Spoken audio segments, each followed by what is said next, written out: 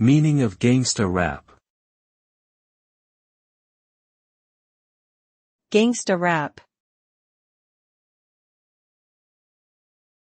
Gangsta rap.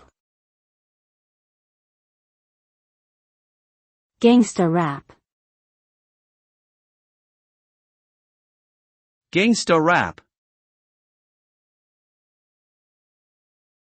Gangsta rap is a subgenre of hip-hop music that emerged in the late 1980s and early 1990s.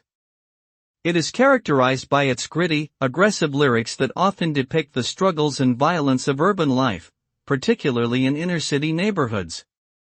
Gangsta rap often features themes of crime, drug use, and gang culture, and has been criticized for its glorification of these activities.